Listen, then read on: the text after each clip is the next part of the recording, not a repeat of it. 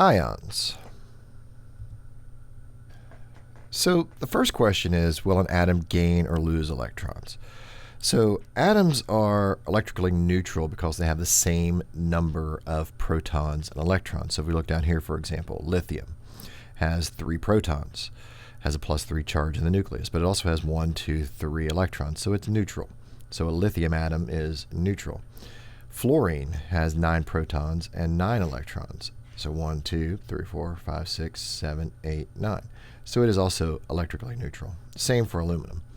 13 protons, 13 electrons. Now, atoms are most stable when they have 8 valence electrons, or 8 outer electrons. And we have a name for that. We call that the Octet Rule. Okay, octet is in 8. So if they have 8 valence electrons, then they are happy. This works for all bigger atoms. Some smaller atoms like lithium, it would be happy with 2, but that's another story. In general, they want to have a full shell. So in this case, lithium, this inner shell would be 2, would make a full shell, so that would be fine. Fluorine here has 7 in this outer valence shell, so it's going to want 1 more to make it happy, so then it would have 8. So in general, if atoms have less than 4 valence electrons, then they will usually lose those electrons. So for example, lithium has 1 valence electron. It's going to lose that electron. It's easier to lose the 1 than it is to try to gain 7 more. Aluminum has 1, 2, 3 valence electrons. So it's going to lose those 3 because it's a lot easier to lose 3 than it is to gain 5. Now, if they have more than 4 valence electrons, like our fluorine here, they will usually gain electrons because it's a lot easier for fluorine to gain 1 than it is to try to lose 7. And then if they have 4 electrons, then they tend to share. Our classic example of that is carbon, but also silicon is another good example of that.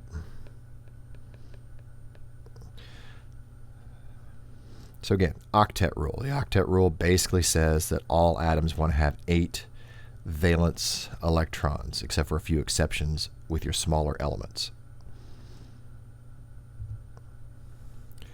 So ions.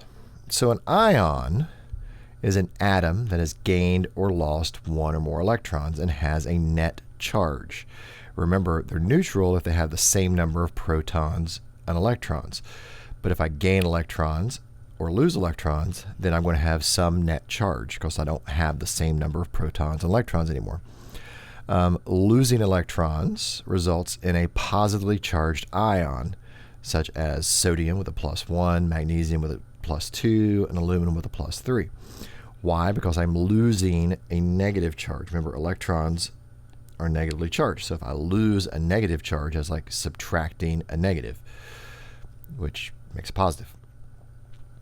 Gaining electrons results in a negatively charged ion because now I have more electrons. So chlorine that's gained an electron has a -1 charge.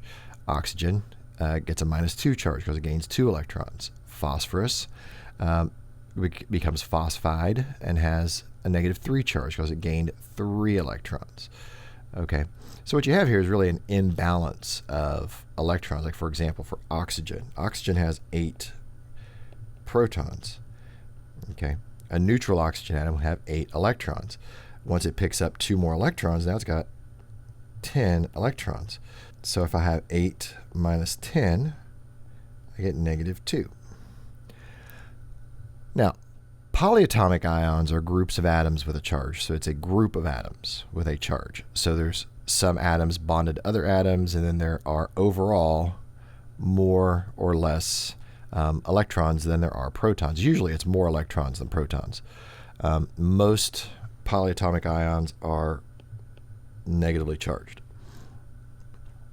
One example in earth science is silicate, which is a silicon atom bonded to 4 oxygen atoms and has an overall charge of -4. This makes a lot of different minerals. This is an important constituent of rocks. Some other examples are carbonate, sulfate, and then phosphate. And again, carbonate, you have a carbon, 3 oxygen atoms, and an overall -2 charge. Sulfate is a sulfur with 4 oxygens, overall -2 charge. Phosphate is a phosphorus with 4 oxygens and an overall -3 charge. Okay.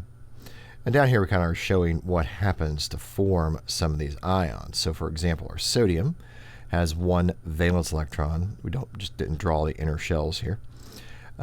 Chlorine has 7 valence electrons. Well, chlorine was 1 more electron. Sodium has 1 it wants to give up. So sodium will give its electron to chlorine, and now sodium has a full inner shell here, and then chlorine now has a full shell. Okay, so basically what these both end up with is a full valence shell. Now I said full inner shell for sodium. What's happened here is sodium had a full inner shell here and then had this 1 extra electron. When it gets rid of that, the full inner shell that was below that is now the valence shell. It's now exposed as the valence shell.